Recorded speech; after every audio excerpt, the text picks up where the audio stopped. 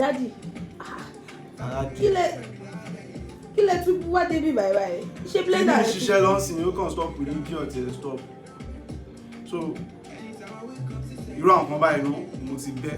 First to wọ́kọ́ check bóyá the power line bóyá fuse one that goes to fuse. Okay. I'm not putting fuse. Just like surge protector. Okay. So this one is for high voltage and stuff. So if you cut off and you know blender, the motor inside. It's a blender right? Da blender. So the more you, I won't say me go move 15k or asking. That is buy. So I will check if fuse. Oh, they are already there.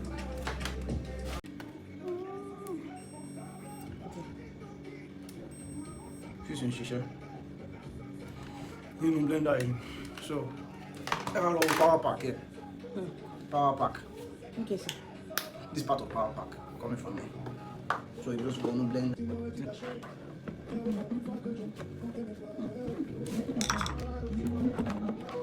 It's very hot, man. Fucking hot. Hot.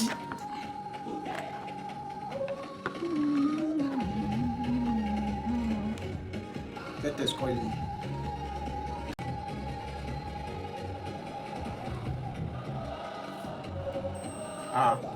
Give an issue to can see. So power.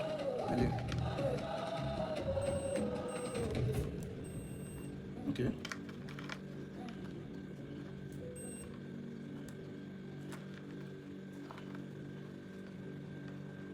Settle, listen to a new song on my way. What you want? That's let's go by. Because you want to With this one, I'm going to go. I'm calling.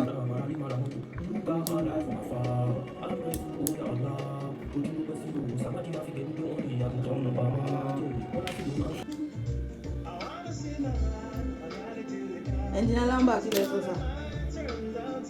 Wọ́n tán pè sánkẹ́rẹ́. Kí ni sánkẹ́rẹ́? Sánkẹ́rẹ́. Kí ni sánkẹ́rẹ́? Àwọn ìwé ẹ̀sìn fún èèmọ̀ play nínú ní Kaduna. Orin wo?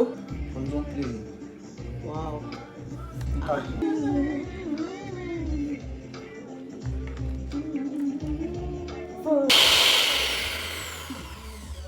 Engineer Lamba. Ẹ mọṣẹ́ yín ni kò kọ̀ dá o. Kí ni ò dá mọ́? Okay.